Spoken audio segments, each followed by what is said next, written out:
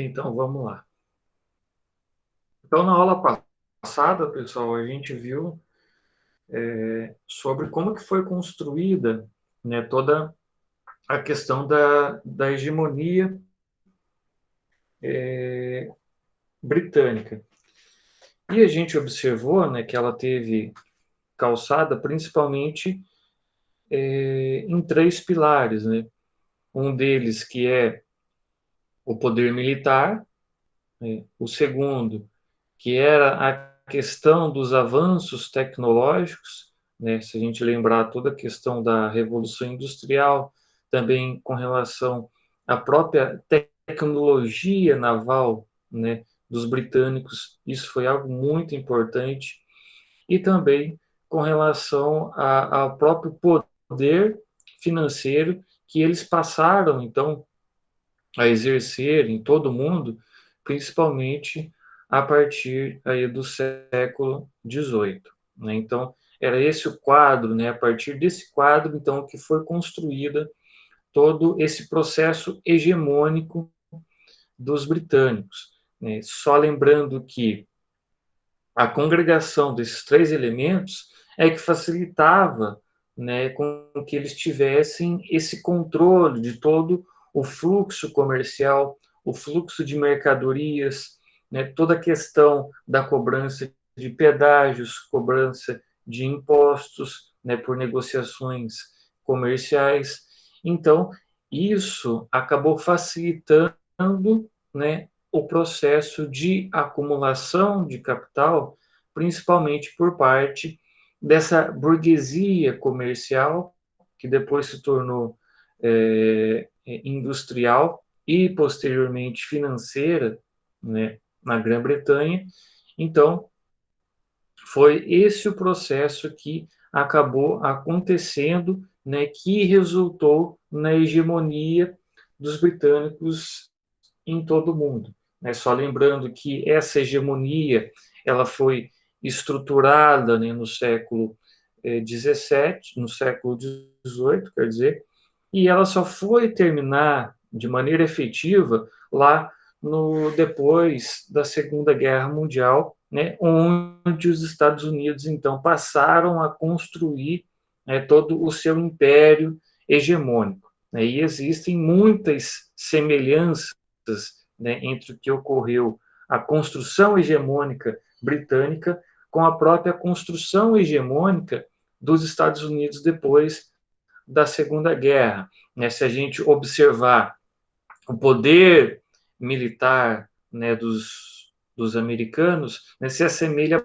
bastante, né, com toda a estrutura militar, né, todo o conjunto de redes, né, e fluxos que passaram a se estabelecer nessas redes. Né? Então, existe uma proximidade muito grande entre toda aquela estrutura britânica e também com a estrutura hegemônica dos Estados Unidos, que assim como os britânicos passaram então a estender os seus domínios financeiros, né, por todo o mundo, sendo então esse também um dos pilares da hegemonia americana. Né? Então a gente tem aquele quadro de que os britânicos também foram os primeiros a iniciar o processo de emissão de títulos, né, da dívida pública, né, porque eles possuíam, então, uma burguesia comercial, né, que possuía um capital acumulado, né, e através, né, de toda a segurança que o império passava, né, para essa burguesia comercial, né, o Império Britânico então passa a emitir essas dívidas, né, e através da emissão dessas dívidas, esses títulos, né, de dívida, que era uma garantia para essa burguesia, a burguesia em troca, né, fornecia esse capital, então o império direcionava esse capital para diversos setores, então que faziam parte de toda essa estrutura hegemônica. Então, eles foram os pioneiros, né, nessa relação de emissão de títulos da dívida pública.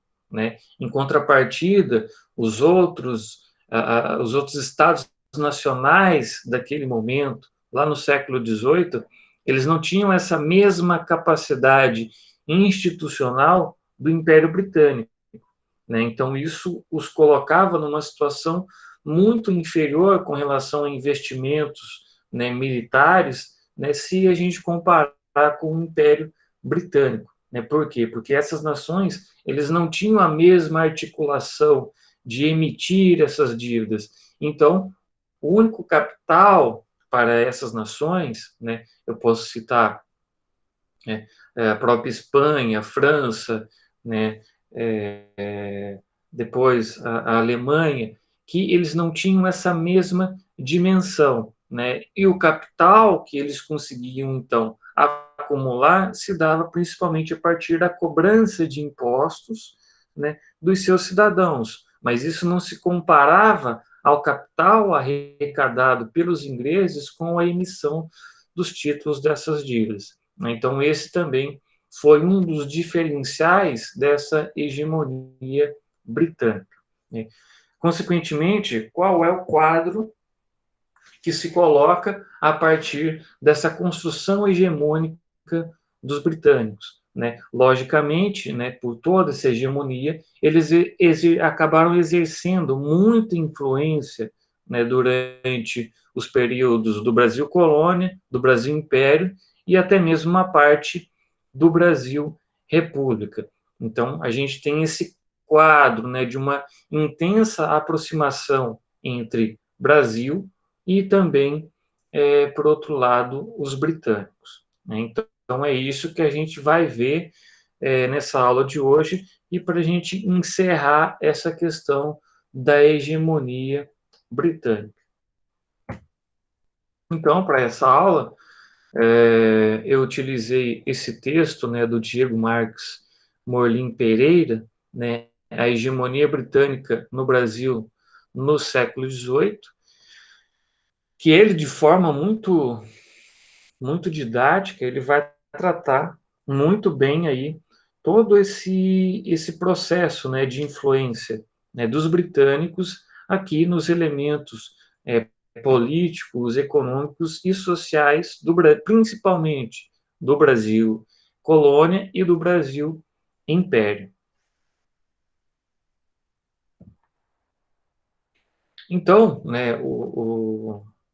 o texto dele, quando ele enfatiza bem, nesse processo de relação entre os britânicos, com o Brasil, ele começa então com essa citação, do Sérgio Buarque de Holanda, que também é um dos grandes intelectuais que produziu uma vasta obra, sobre vários elementos históricos e sociais aqui do Brasil. Então, ele inicia essa parte, tratando, então, de uma questão essencial para o entendimento dessa relação, Brasil com o Império Britânico. Então, segundo o autor, a penetração inglesa, marcará o século XVIII brasileiro, onde predominam os ingleses em nosso mercado, trazendo mercadorias de toda a espécie, levam matérias-primas, como algodão e produtos agrícolas ou derivados da pecuária, investem grandes capitais, em títulos de empréstimos do governo e em companhias mineiras, em estradas de ferro e em inúmeras outras empresas. Influem em todos os aspectos da vida brasileira.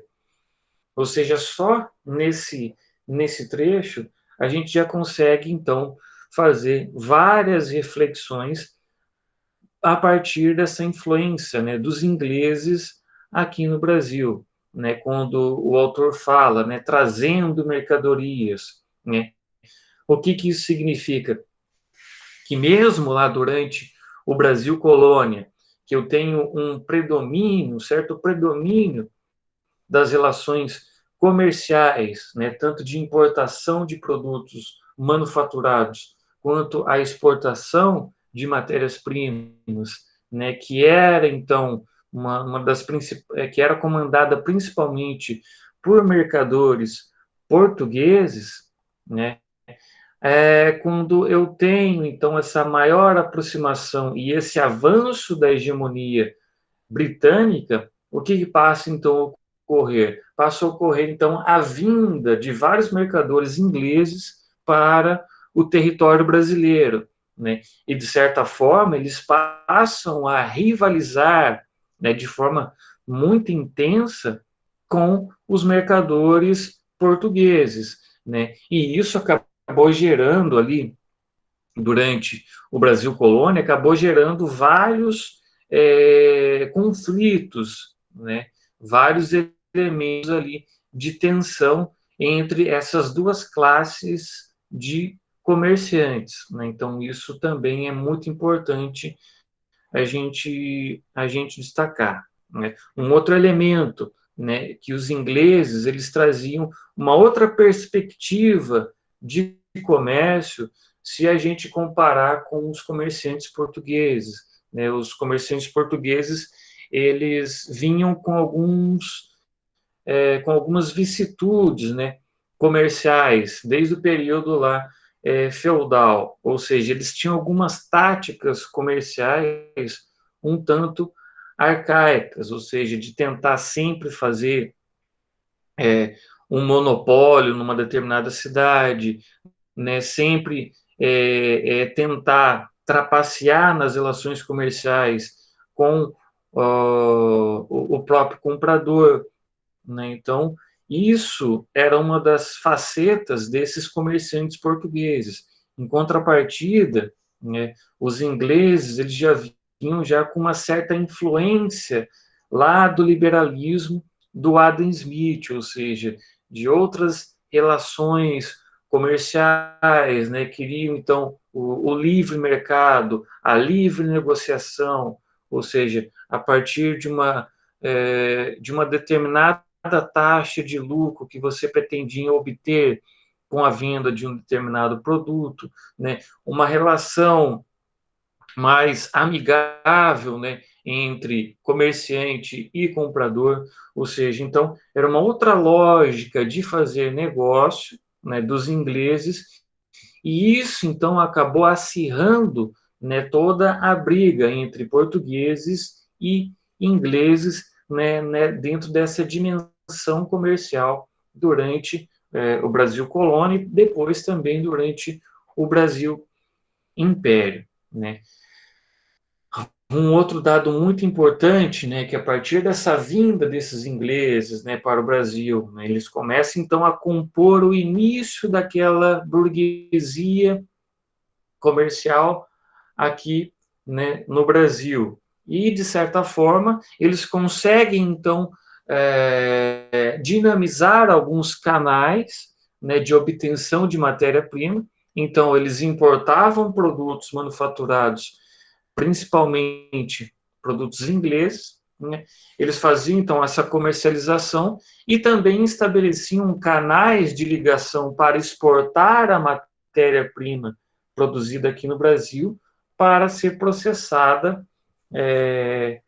no continente europeu. Então, isso foi bastante comum, né? Essa nascente burguesia inglesa aqui no Brasil, eles conseguiram acumular um capital muito grande a partir de todas essas negociações, né? Isso tem que ser destacado, né? E também, posteriormente, já durante o Brasil Império, né, eles passam, então, a investir grandes quantidades de capitais, né, porque é onde se inicia o processo de dívida, né, do Império Brasileiro, né, para com os ingleses, ou seja, a gente passa a contrair vários empréstimos dos ingleses para tentar a manutenção da máquina pública naquele momento do Brasil Império, né? Um outro elemento importante é que essa burguesia financeira que estava lá, né, na Grã-Bretanha, passou a fazer vários investimentos, principalmente no setor mineral aqui no Brasil Império e depois, né, já no Brasil República, também passaram a investir na construção de estradas de ferro, né, aqui no Brasil, né, tanto que a companhia, né, que fez o loteamento dessa parte, né, norte aqui do Paraná, a origem, né, é de capitais ingleses, né? Então toda aquela perspectiva, né, da construção de Londrina teve muita influência, né, dos ingleses nessa parte de ocupação do norte do estado do Paraná. Então a gente vê então uma grande, né, aproximação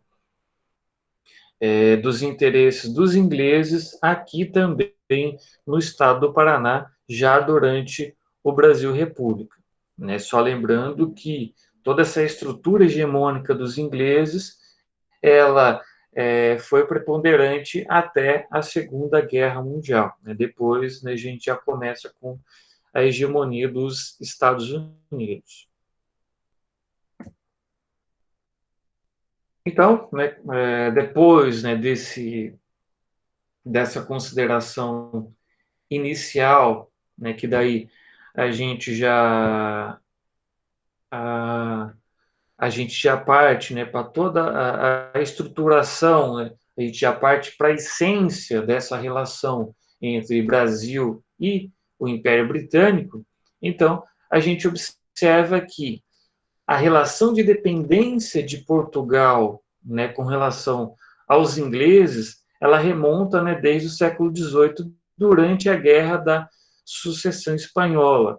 Ou seja, então toda essa herança, né, todo esse contexto de dependência do Brasil para com os ingleses, ela nada mais foi do que uma própria herança, né, que os portugueses acabaram deixando para o Brasil, né?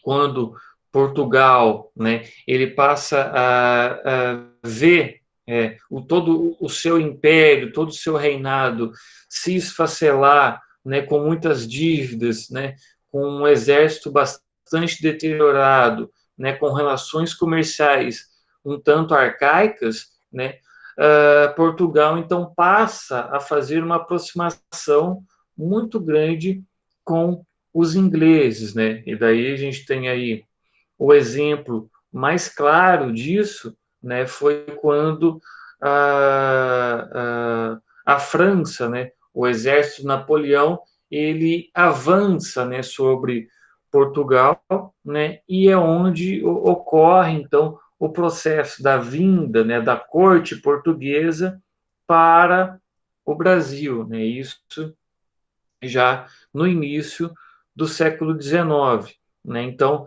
a partir, né, desse momento em que toda a corte portuguesa eles fogem, né, para o Brasil e tentam manter toda aquela estrutura monárquica, toda aquela estrutura aristocrática, né, que ainda era um resquício do modo de produção feudal, né, só lembrando, pessoal, que nesse momento, já no início do século XIX, a gente já estava ali no processo de transição do capitalismo mercantil para o capitalismo industrial. Né? Só que em Portugal ainda havia muitos resquícios do modo de produção feudal. Né? Então, isso que trouxe um atraso econômico muito grande para os portugueses, porque eles não conseguiram se livrar, né, de toda essa estrutura aristocrática, essa forma monárquica absolutista, né, de governar o Estado. Então, isso foi um dos elementos preponderantes que fez com que Portugal ele se tornasse um tanto atrasado economicamente, se a gente comparar com o próprio Império Britânico. Então, esse era o quadro que a gente tinha naquele momento, no início do século XIX. Né? Então, durante essas guerras napoleônicas, né, Portugal foi invadido pela França, e que a única saída que eles viram, a corte abandonou toda a sua população, né, e vieram todos para o Brasil, né, vieram para o Brasil com a escolta da Marinha Britânica. Então vejam só, né, a situação, né, a situação cômica, né, da corte portuguesa, né, então que tentou transplantar para o Brasil, né, toda aquela estrutura aristocrática para o território brasileiro, né. Agora, quando a gente passa, então, a refletir, né, sobre a vinda da família real portuguesa para o Brasil e como que isso acabou influenciando em vários elementos políticos e econômicos que resultaram, né, no futuro, lá em 1822, no próprio processo de independência do Brasil. Ou seja, a vinda da família real foi o próprio germe que fez, então, germinar os elementos que resultaram no processo de independência do Brasil. Né? Sobre esse assunto, a própria Maria Odília Dias, né, ela defende que a vinda da família real, né, para o Brasil em 1808 promoveu, então, a interiorização da metrópole, né, que enraizada no centro-sul do Brasil teria acelerado o processo de independência, ou seja, o que isso significa? Na medida, então, né, que os portugueses eles trazem todo aquele aparato estatal aristocrático para o Brasil, eles trouxeram junto, então, né, milhares, né, eles trouxeram acho, em torno de 3 a 4 mil pessoas aristocráticos que participavam da corte portuguesa. Né? E todas essas pessoas, então, vieram para o Brasil junto com a família real e passaram, então, a compor toda a estrutura de governo aqui no Brasil. Né? Então, consequentemente, isso demandava o quê? Demandava de recursos, né, para você manter aquelas 4 mil pessoas, né, comendo, bebendo, dormindo, né, e também aproveitando, né, de todas as benesses da corte portuguesa aqui no Brasil. Ou seja, então isso acabou favorecendo um processo, de um lado, né, de certa modernização das relações econômicas aqui no Brasil, por outro lado, você passa a onerar, a cobrar ainda mais impostos da sua população, para você estar o quê? Para você estar realizando a manutenção de toda aquela estrutura da corte da família real. Ou seja, então a população brasileira, além de sustentar a família real, eles ainda tinham que pagar para sustentar todas aquelas pessoas que viviam ali em todo aquele ambiente aristocrático. Né? Então, com a vinda dos portugueses aqui para o Brasil, logicamente que os ingleses, então, eles passaram a ver muitas oportunidades, né, comerciais a partir dessa vinda da família real aqui para o Brasil. Né? Tanto que a compensação, né, de ter realizado a escolta da família real portuguesa de Portugal até aqui no Brasil, né, por parte dos ingleses, né, a compensação foi feita através do Tratado de Comércio de 1810, né, que dava à Inglaterra vantagens comerciais, né, com relação às outras nações no momento. Ou seja, então, no momento que os ingleses eles fazem então essa concessão, essa escolta da família real, logicamente que no futuro próximo eles iriam cobrar essa contrapartida. A conta, ela iria vir em algum momento. E ela veio, né, justamente a partir desse tratado de comércio que você dava prioridade para as relações comerciais dos ingleses aqui no Brasil. Ou seja, porque os ingleses, eles queriam estender a sua rede de domínio, a sua rede hegemônica, né, que para você acabar estruturando todo o fluxo de comércio a seu favor e, consequentemente, você aumentar o processo de acumulação de capital. Então, esse foi um dado muito importante, um tratado muito importante naquele momento, né, e que, de certa forma, acabou trazendo muitos benefícios econômicos para os ingleses, mas nem tanto para a coroa portuguesa que estava aqui no Brasil naquele momento. Aqui, né, só uma imagem, né, para ilustrar, né, a vinda, né, da família real para o Brasil, né.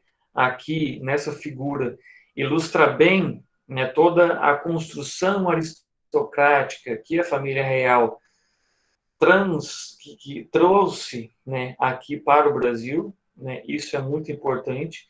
E justamente, né, foi toda essas pessoas que vieram para ser sustentadas, né, pelos brasileiros, e isso acabou gerando muitos conflitos, né?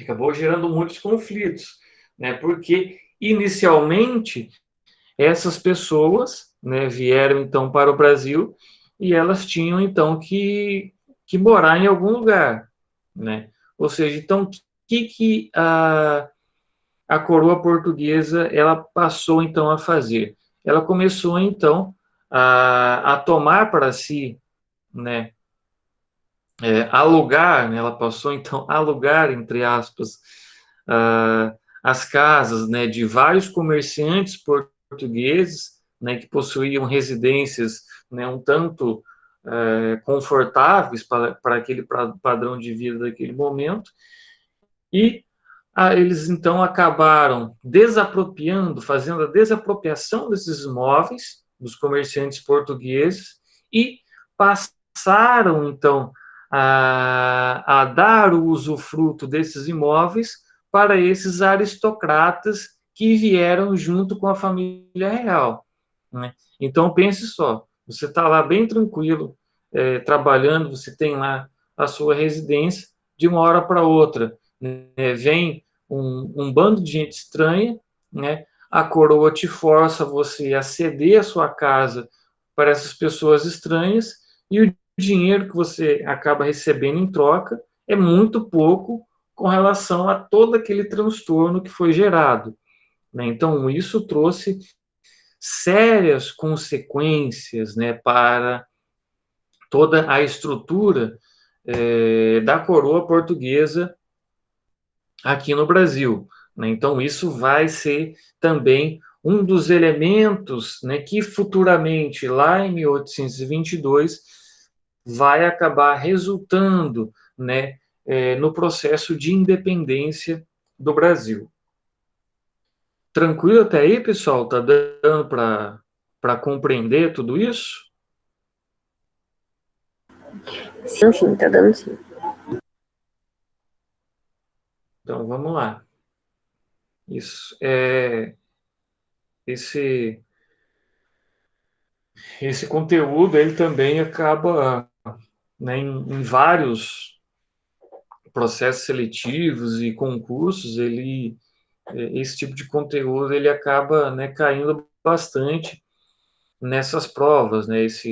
Essa questão da hegemonia inglesa aqui no Brasil, né? O Brasil colônia, o Brasil império, e os primeiros anos da República, é muito comum cair, né, esse conteúdo nas avaliações, né, nas provas de concurso. Então, prestar bastante atenção também com relação a esse conteúdo, Isso é muito importante.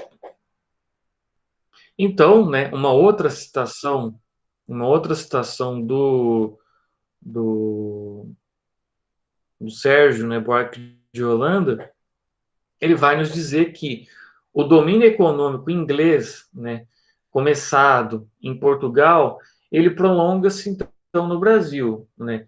E pela magnanimidade e profundo reconhecimento lusitano, deu origem ao Tratado de Comércio Anglo-Lusitano, de 810, igual eu disse. E vejam só, que mandava cobrar 15% de direitos para as mercadorias transportadas pelo pavilhão inglês, enquanto que as próprias importações de Portugal eram oneradas em 16%.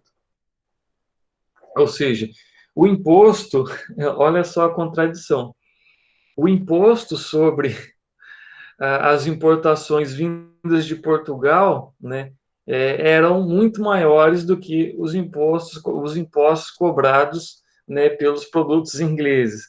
Então, vejam só a condição que foi colocada, né, pelos ingleses para com os portugueses, ou seja, uma subjugação total, né, uma dependência total, um domínio total dos ingleses, ou seja, os portugueses acabaram ficando, né, com as mãos atadas aí nesse sentido. Né?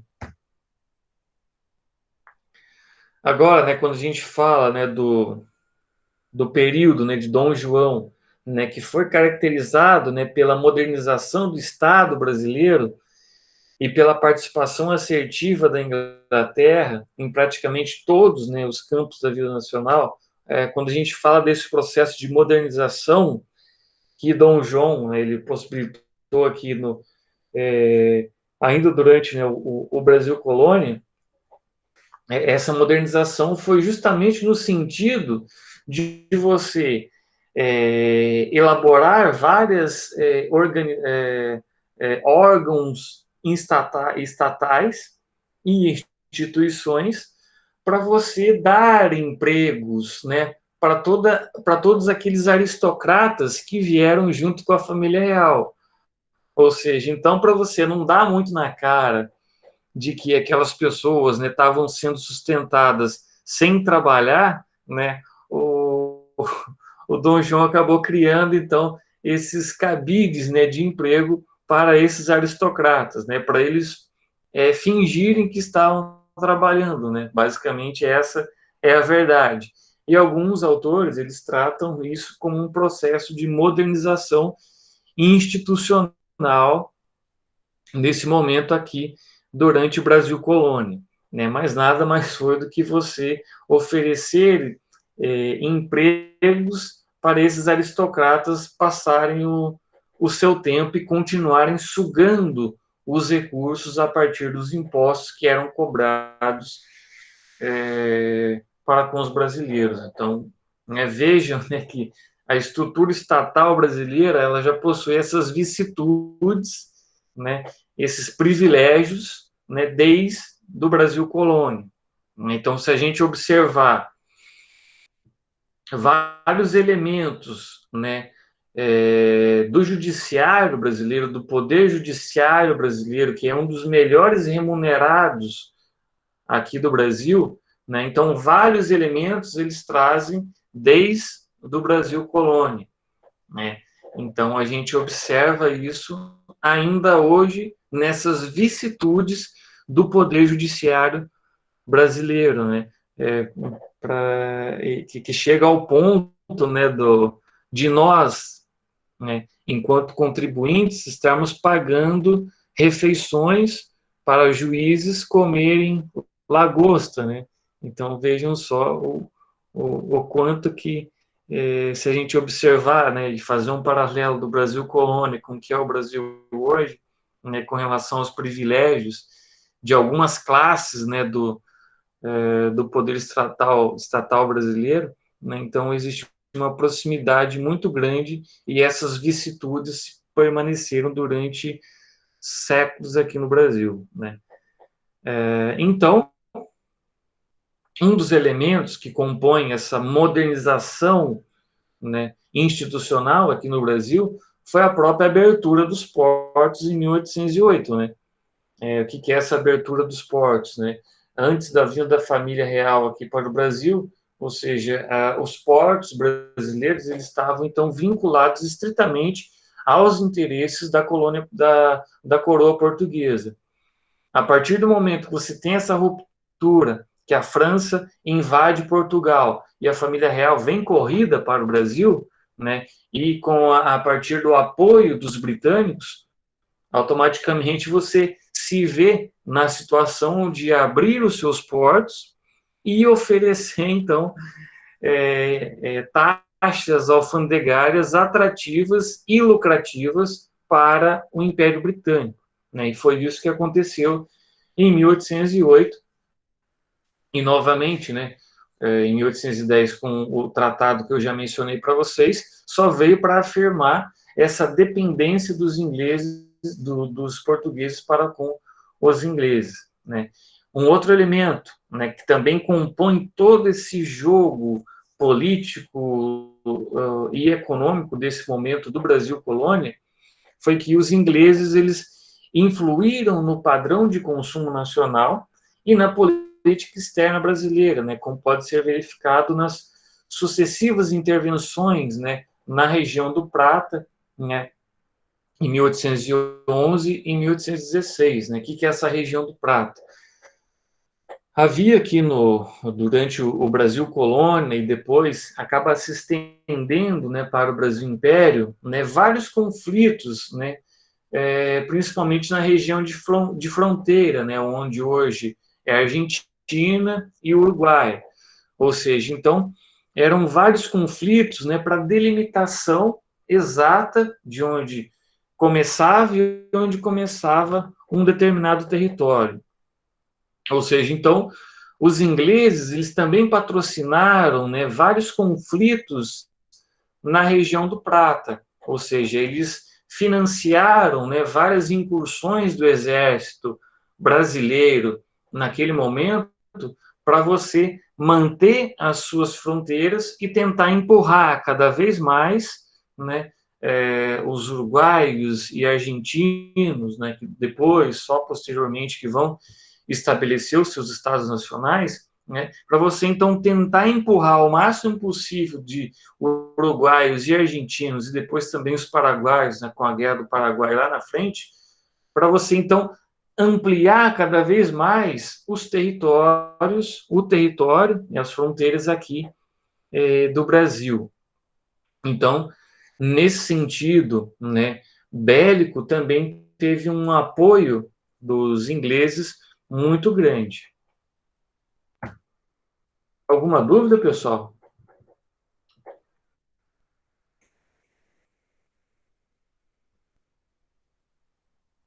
Nenhuma pergunta, nenhuma dúvida?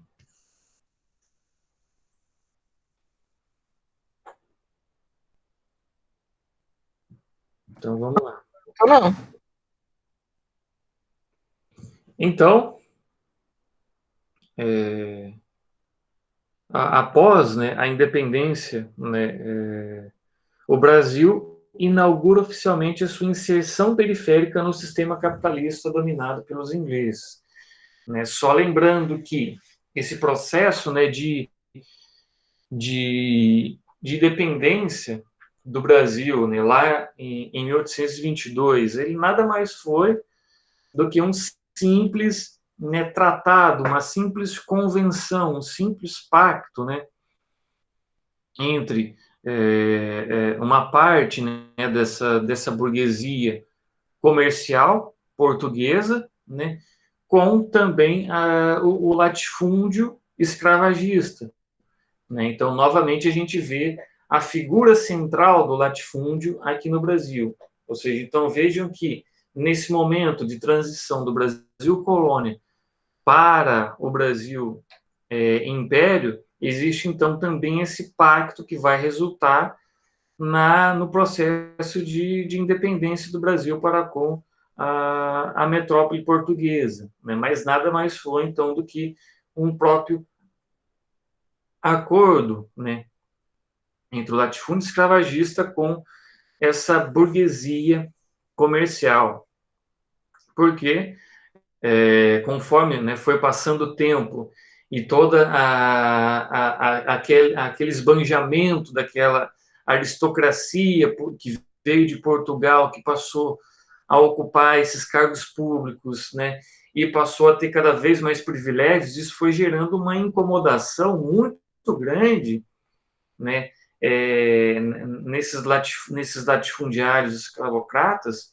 né, que eles acabaram se juntando com uma parte do exército, que também não concordava, né, com toda aquela questão de privilégios, e também observava, né, que a partir do Brasil, né, se ele se tornasse independente, isso traria consequências muito positivas, né, para esse latifúndio escravocrata, né, e eles viram também os portugueses, né, aquela burguesia comercial, ela viu muito promissora, né, esse processo de independência do Brasil naquele momento, né. Então, apesar deles, num certo momento, passarem a usufruir de certas benesses, né, da coroa portuguesa aqui no Brasil, chegou um momento em que houve uma ruptura nessa relação entre a própria conjunção da família real com essa burguesia comercial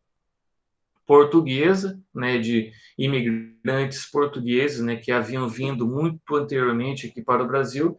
Então houve esse momento de ruptura, foi onde foi costurado então esse pacto que acabou resultando aí no processo de independência, né? Se a gente comparar com o processo de independência, né, dos outros países, né, da América Latina, foi um processo totalmente diferente do que aconteceu no Brasil.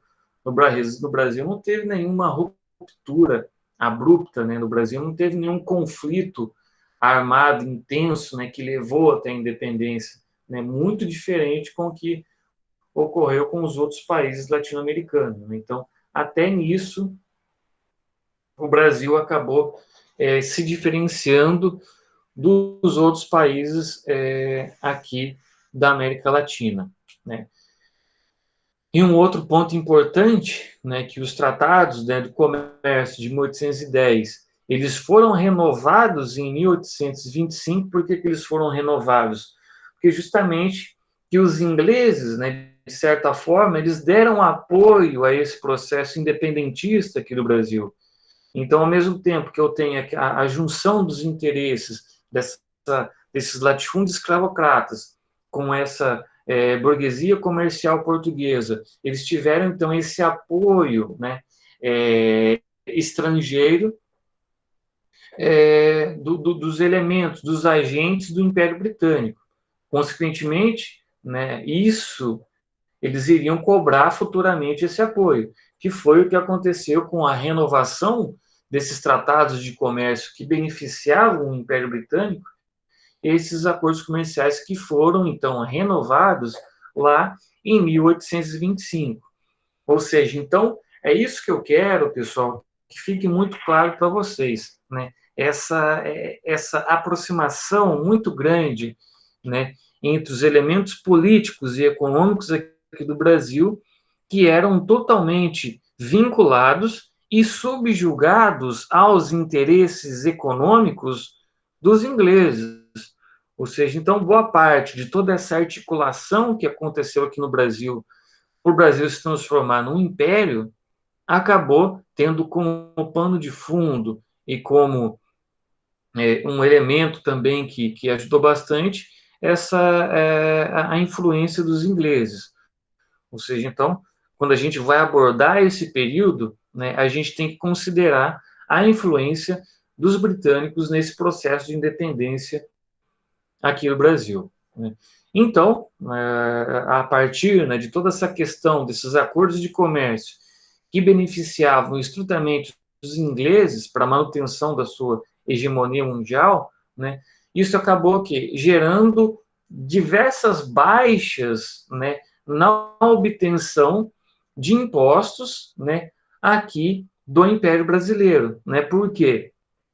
A partir do momento em que você faz a renovação dos tratados de comércio de 1810 para 1825, você acaba renovando também todos os elementos de taxação. Ou seja, então, no momento em que eu renovo esse contrato, eu vou tirar, né, grande parte de recursos dessa tributação para o Império Brasileiro. Ou seja, isso vai nos prejudicar de uma forma exorbitante.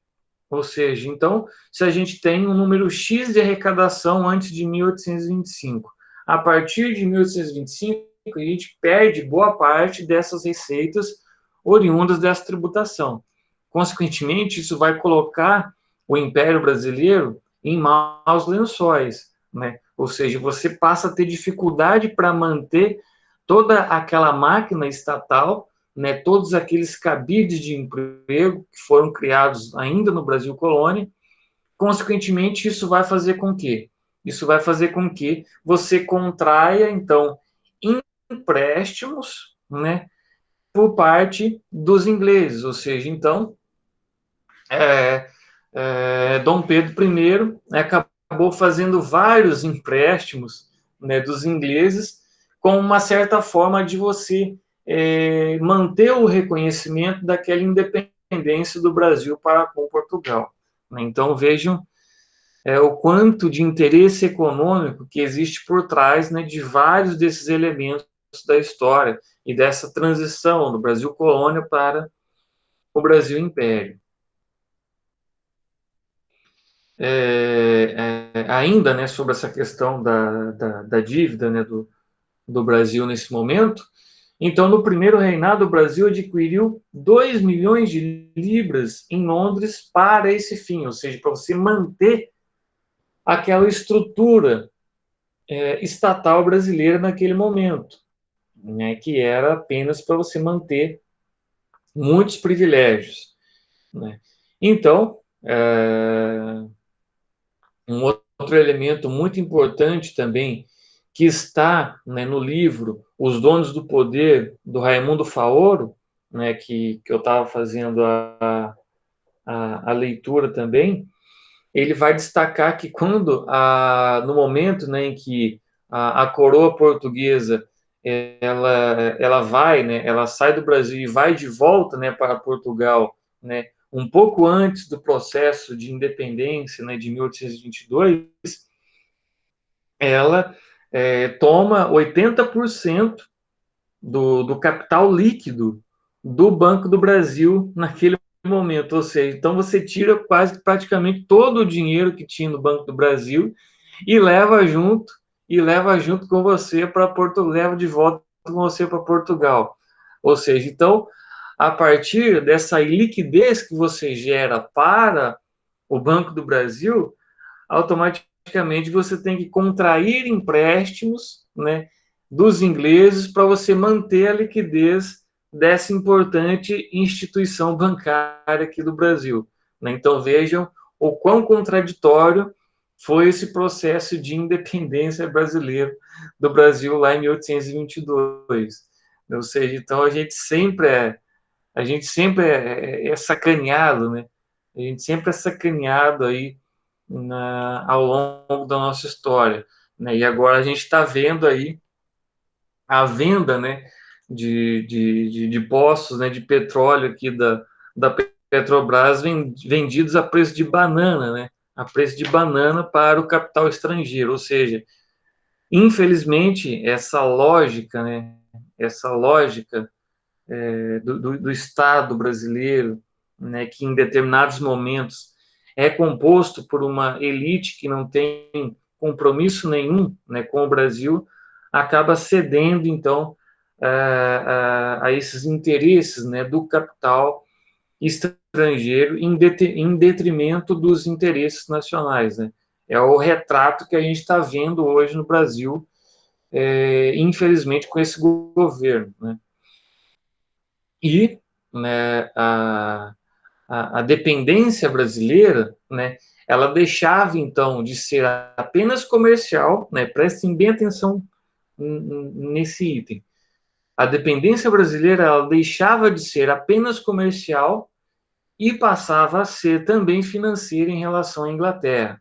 Ou seja, se naquele momento, né, do Brasil colônia, né, a gente estava sendo onerado, né, pelas aquelas taxas, né, alfandegárias totalmente a favor dos ingleses, a partir do nosso processo de independência, a gente passa a ser dependente financeiramente dos ingleses, né? Justamente por essa questão que eu passei esse exemplo a vocês do Banco do Brasil, que a coroa portuguesa rapou, né, todo o ouro, toda a liquidez do Banco do Brasil e levou consigo para Portugal e deixou a gente a ver navios, né? É exatamente essa expressão, né? Haver navios é justamente você ficar a cargo do destino, né? Ficar para trás. Essa expressão, haver navios, né? Alguma questão, pessoal?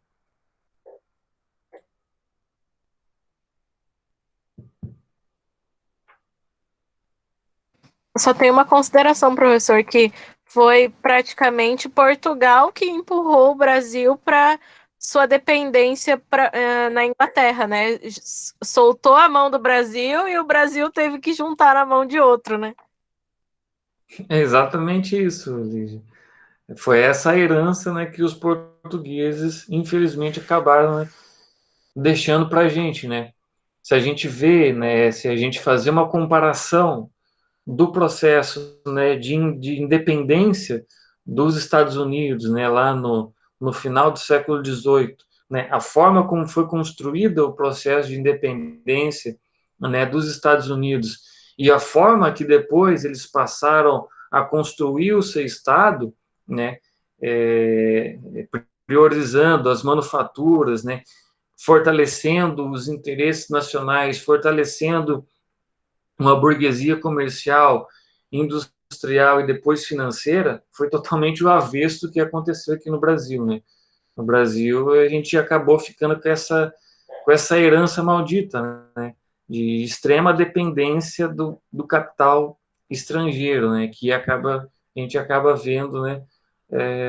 Até hoje, infelizmente. E, né, conforme, né, se deu ali os primeiros anos do Brasil Império, né, logo após a independência, a gente viu, então, se intensificar, né, vários conflitos, né, novamente, né, na fronteira, né, do Brasil, né, com a Argentina, com o Uruguai e depois com o Paraguai. E para você fazer a manutenção desse território brasileiro, novamente a gente teve que recorrer ao capital estrangeiro inglês, ou seja, mais dívida a gente contraiu com os ingleses, né, para tentar manter ali os nossos territórios e defender eles dos argentinos, dos uruguaios, né. Então, isso foi aumentando cada vez mais a nossa dívida e a nossa dependência do capital inglês, né? Então, e isso, né, consequentemente, acabou fortalecendo ainda mais o processo hegemônico dos ingleses naquele momento, né? Um outro dado muito importante, né, depois já no, de forma prolongada, já nos anos posteriores, no Brasil Império, né, quando a gente passa, então, a, a partir, né, de várias pressões, né, que o próprio, né, imperador brasileiro ele passa a sofrer, né, por esse latifúndio escravocrata, pelas próprias relações, né, comerciais com os ingleses. Então, é elaborado, então, um parlamentarismo aqui no Brasil, mas não foi um parlamentarismo aos moldes, né, do que foi construído na Inglaterra. Foi como o autor ele coloca aqui, foi um parlamentarismo às avessas, né? Por quê? Porque o próprio imperador fazia a nomeação do primeiro-ministro e formava o ministério e o parlamento. Ou seja, então o próprio imperador ele tinha esse controle então de quem queria compor esse parlamento, né, que iria ajudar aí a governar, né, o Brasil Império naquele momento. Ou seja, então nem isso a gente conseguiu copiar de maneira efetiva dos ingleses, né? Agora, né, quando a gente parte já para a década de 1840, né, começa então um certo protagonismo, né, dos interesses nacionais brasileiros, batendo de frente com alguns interesses dos ingleses, né? Um exemplo disso foi que o Império acabou não renovando os tratados desiguais, né, lá em 1842, e editou a tarifa Alves Branco, ou seja, que dobrava o imposto de importação praticado aqui no Brasil. Ou seja, então isso para os ingleses foi negativo, né? Mas como a própria estrutura hegemônica dos ingleses, eles estavam dando mais bola para o capital financeiro do que para o capital comercial, então o Brasil ele conseguia então manter os seus interesses nacionais nessa jogada, né? E, né, dentro dessa questão, para os produtos, né, com similar nacional, o imposto chegava a 60%. Ou seja, então, como resultado, você aumenta a arrecadação do país, ou seja, a partir desse novo tratado, dessa tarifa Alves Branco, que você cobrava muito mais impostos, né, dos produtos importados e das negociações, isso acabou gerando muita receita para o Estado brasileiro, ou seja, então isso possibilitou um aumento da máquina estatal do Império naquele momento, ou seja, mais empregos avulsos você acabou criando aí dentro da estrutura governamental. E também alguns poucos investimentos nas questões de obras públicas, mas isso também muito pouco se a gente comparar aí com o que foi realizado em outros países em momentos similares, né? Agora, né, a resposta da Inglaterra, né, foi com a edição da taxação dos navios negreiros, né, como navios piratas, em um momento em que a Inglaterra ela adotava uma postura unilateral e agressiva quanto ao tráfico negreiro. Ou seja, já nesse momento, dos anos 1840, a Inglaterra, como ela queria ampliar o seu capital financeiro e também ampliar, em alguns sentidos, os seus ganhos comerciais, então ela viu a oportunidade, né, de você ter uma demanda, um aumento da demanda a partir da extinção do regime de escravidão. Ou seja, então, a própria visão econômica dos ingleses foi culminando, então, em vários processos, né, em outros países, da extinção do regime escravista, né? Isso foi muito comum aqui na América Latina, né? E, consequentemente, né, aqui no Brasil, como eles não conseguiram, né, naquele momento, romper com o regime escravocrata, eles, então, passaram a taxar, né, os navios negreiros, então, como navios piratas, ou seja, então, isso também acabou afetando muito as negociações de escravos aqui no Brasil. Mas tudo isso, né, vinculado a todos esses interesses, né, dos britânicos. E o endividamento brasileiro em relação a Londres ele foi crescente durante o século XIX. E o seu ápice ele acabou ocorrendo durante a Guerra do Paraguai, né, quando o Brasil adquiriu volumosos estoques de empréstimos com a Inglaterra para financiar seus esforços de guerra. Ou seja, então, né, vejam só que, novamente, né, tendo como objetivo a manutenção de determinadas fronteiras, né, de determinar domínios políticos aqui na América do Sul, o Brasil embarca novamente num outro conflito, e para você manter a sua estrutura bélica, para você conseguir um determinado resultado nesse conflito, era necessário o quê? Era necessário investimento. Esse investimento veio da onde?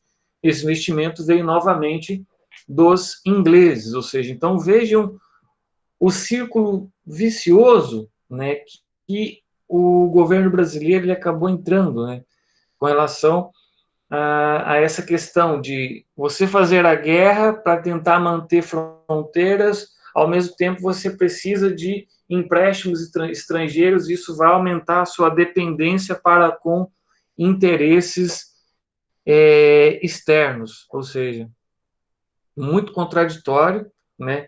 E infelizmente acabou aumentando essa nossa dependência com relação ao capital inglês, né? Então essa relação de dependência, né? Então ela acabou se mantendo, né? Por várias décadas, né? E acabou então somente o seu rompimento se deu então a partir da Segunda Guerra Mundial, onde então começa toda a estrutura hegemônica dos Estados Unidos. Então é essa vinculação que se apresenta, né, com relação à hegemonia inglesa e as suas influências aqui no Brasil, durante o Brasil colônia e depois do Brasil Império.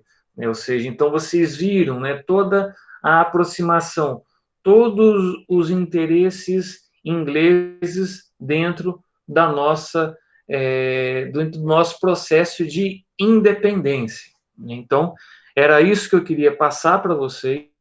O entendimento disso é essencial, né, para a gente compreender toda a dinâmica, né, do espaço mundial e como que as hegemonias elas foram sendo construídas ao longo do tempo.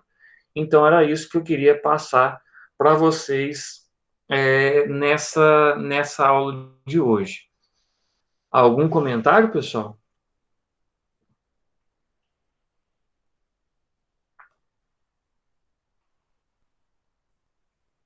Ah, interessante. A Jéssica colocou aqui que no estágio do ano passado eles aplicaram aí esse conteúdo com os alunos.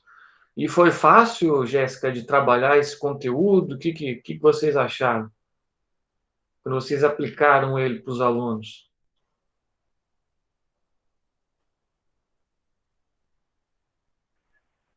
Ah, foi mais ou menos, professor. Não achei muito difícil, não. Eles conseguiram entender? Conseguiram. É que daí a gente trabalhou a parte teórica, né? E depois a gente fez uma prática com aquela metodologia ativa de rotação por estação. Entendi. Interessante isso. Aí ficou bem lúdico para eles. Aí depois a gente aplicou uma prova e, pelo jeito, eles conseguiram entender bem, sim. É que lá também no livro didático, assim, e com os alunos que a gente pegou os 8º ano, lá não é tão profundo, né, igual que a gente está aprendendo aqui, é mais fácil. Sim, interessante, né? E eu acredito, né, que quando a gente vai trabalhar, né, esse conteúdo em sala de aula, né, na educação básica, é muito importante a gente, né, tentar fazer esse trabalho, né, de colocar, né, que essa questão, né, porque muitas vezes nos é colocado esse processo de independência do Brasil como se houvesse um total rompimento, né, como se o Brasil tivesse se tornado livre de todas as amarras de qualquer interesse estrangeiro. Mas foi o processo contrário, né? Foi o processo contrário porque isso aumentou, isso aprofundou ainda mais a nossa dependência, ou seja, a herança que os portugueses nos deixaram foi essa extrema subjugação, ou seja, esse elemento de estar sempre atrelado, sempre financiando os nossos projetos a partir de capital estrangeiro. Então, isso, quando a gente vai trabalhar isso em sala de aula, é bem importante a gente fazer esse questionamento sobre o que foi realmente o processo de independência do Brasil, né? E a gente observa que esse processo de independência ele esteve estritamente relacionado com os interesses da nação hegemônica daquele contexto, que eram, então, os ingleses, né? Então, toda essa dinâmica, então, possui uma relação muito estreita com os interesses do Império Britânico naquele momento. Sim, professor, quando a gente deu mesmo para eles as atividades na prática, a gente colocou uma charge, que era uma charge bem crítica, que era para eles comentar mesmo na questão que que a Inglaterra, né, ela não apoiou a independência do Brasil por ela ser boazinha, né? Porque senão eles ficam com esse pensamento de que, ai, nossa, então foi tudo lindo e a Inglaterra foi boazinha por apoiar a independência do Brasil. E não, né? Era por interesse. E aí a gente até colocou essa charge para eles pensar um pouco sobre isso e escrever, né, para já começar a desmistificar essas coisas. Muito bom, interessante, né? Interessante essa forma, né, que vocês trabalharam, né? E importante, né, também a forma lúdica, né, que as charges, né, elas trazem, né, e também todo o questionamento, né, que elas trazem por trás, né? Acho que isso realmente é um das ferramentas, né, que facilita bastante tanto a compreensão do conteúdo quanto também os próprios questionamentos, né, que vocês acabaram tirando, né, dessa charge, né, um valioso trabalho aí que vocês fizeram. Mais algum comentário, pessoal? Deu para entender o conteúdo, então, né, a relação, né, da aula passada, né, que foi, eu passei para vocês, né, como que foi construída a hegemonia inglesa, e na aula de hoje, né, a proximidade dos ingleses para com toda a questão, né, do Brasil colônia, do Brasil império, então deu para entender tranquilo isso, né?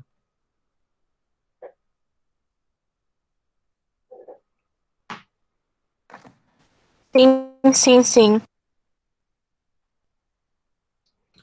Então, beleza. Então, da minha parte, pessoal, era isso.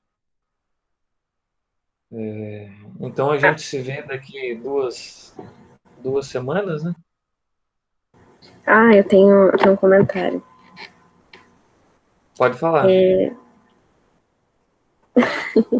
Boa noite. Era só isso. É só isso. Péssima.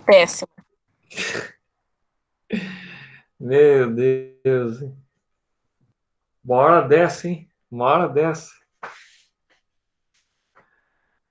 Então é isso, pessoal. Bom descanso aí para todos vocês e até daqui 2 semanas. Um abraço aí.